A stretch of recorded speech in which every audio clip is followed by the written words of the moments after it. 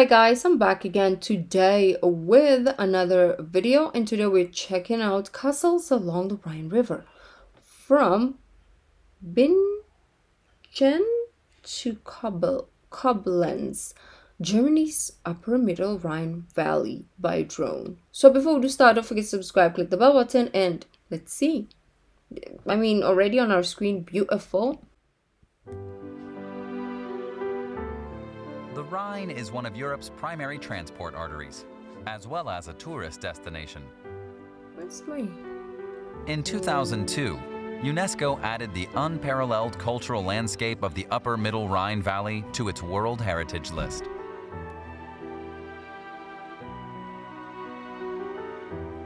This section of the river valley stretches around 65 kilometers from Bingen to Koblenz. Bingen, Koblenz. It is home to some 40 castles, palaces, and fortresses. We start our journey in Bingen. The town's landmark is the 13th century Klopp Castle, built on the 130-meter-high Kloppberg. It was destroyed many times. It offers a magnificent view of the valley that has inspired countless artists and writers. The 25-meter-tall Mouse Tower stands on an island in the Rhine. Why is it called Mouse Tower? In the Middle Ages, it served as a customs post. The unusual name comes from a legend about the cruel Bishop Hatto II. I'm sorry. My lights, the one behind the camera, is flickering and it's distracting, so I'm gonna turn it off because it's like basically half dead. So it's just the audio. Okay, there we go. I need to buy another light for this side because it's dark now, right? My lights are... Anyways, let's go back. The unusual name comes from a legend about the cruel Bishop Hatto II, who is said to have been eaten alive by mice for his massacre of local peasants.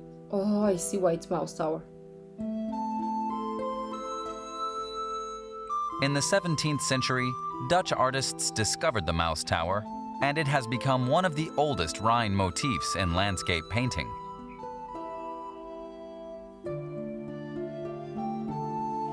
Perched high above Rüdesheim stands the 38-meter-high Niederwald monument, crowned with the statue of Germania.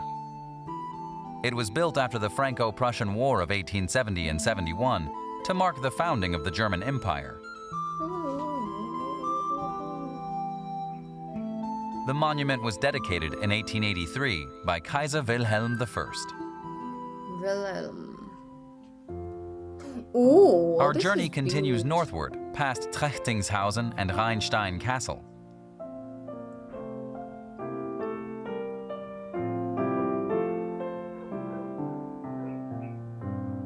It too has been shaped by the constant waves of destruction and reconstruction.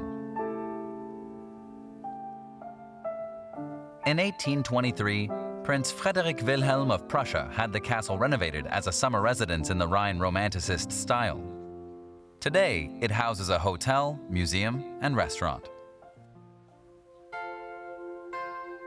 Our next stop is Bacharach, which once served as the center of the county Palatinate of the Rhine.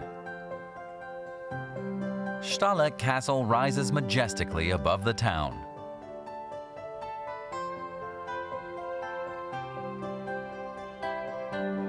Today, it houses one of Germany's most picturesque youth hostels.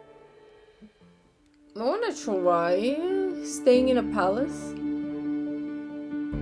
Pfalzgrafenstein Castle near Kaum was another toll station on the river, one of 12 between Mainz and Cologne. Its location follows its former function. It stands on a rock in the Rhine River. Prussian rule put an end to the toll station's activities. Later in the 19th century, the Romantics and tourists discovered the castle. Such authors as Victor Hugo and Heinrich Heine succumbed to its charms. The crown jewel of the upper middle Rhine Valley is St. Goarshausen.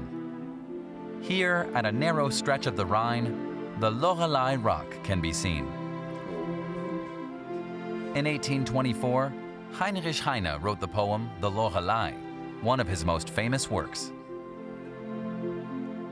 It is about the siren Loreley, whose beauty and song lured boatsmen to their deaths on the rocky cliffs.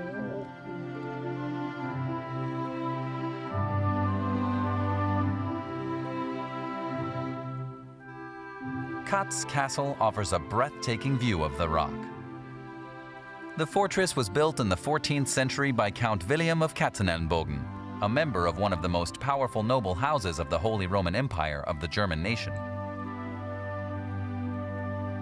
Its purpose was to defend the family's holdings along the Rhine.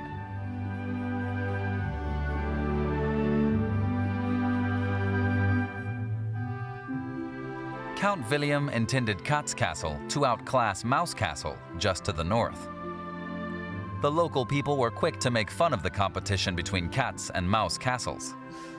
The biggest castle on the Middle Rhine is Rheinfels Castle, now partly a ruin, perched on a rocky outcropping 115 meters above St. Goar.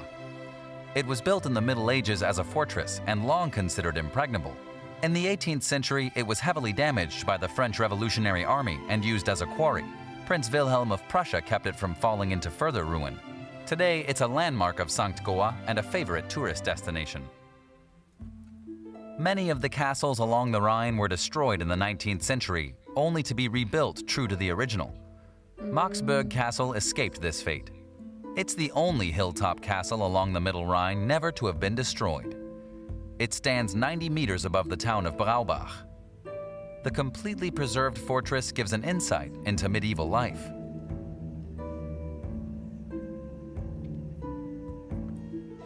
Our journey ends in Koblenz.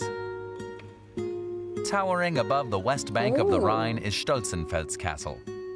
It dates back to the 13th century. King Frederick William IV acquired the ruin and in 1823 had it rebuilt to suit his ideal of a knight's castle. It served as a summer residence for the Prussian monarch. Today, it stands as an important symbol of Rhine romanticism.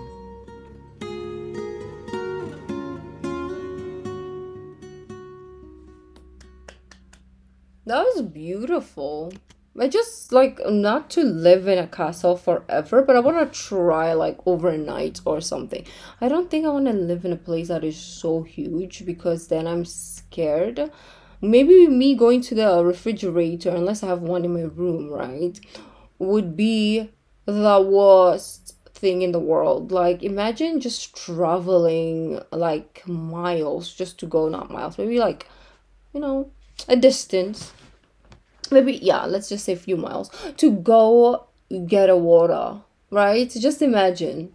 That would be the worst ever. And then you have like a paranoid mindset like me because I feel like every day, like somebody is just lurking in the background, right? When I go downstairs at night to like go to the refrigerator, I feel like somebody's like there.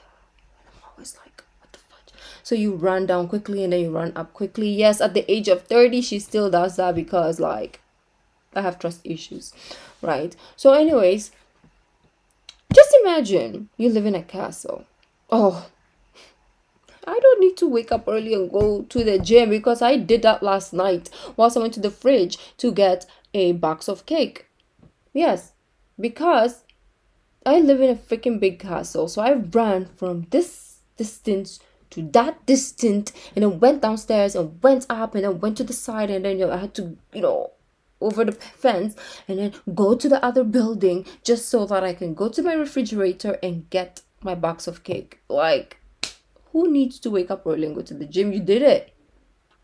And then you reward yourself with a box of cake because you have to do 2 trips. You go, you come back because you want to eat in bed, right? Midnight snack. Okay, stop judging me. So anyways, like, yeah, it would be fun, but it will be scary. And will you know everything in your house? I don't even think I would know how many bathrooms we had. If I was in a castle, I'd just be like, I know mine. And then the one downstairs for visitors. That's it. Like, do we have more? Like, does bathrooms exist? But anyways, it's gonna be a fascinating experience to go to one or to stay overnight in one, just to experience, you know. Let me know if you've been. Thank you guys. I'll see you not tomorrow, Monday. Bye.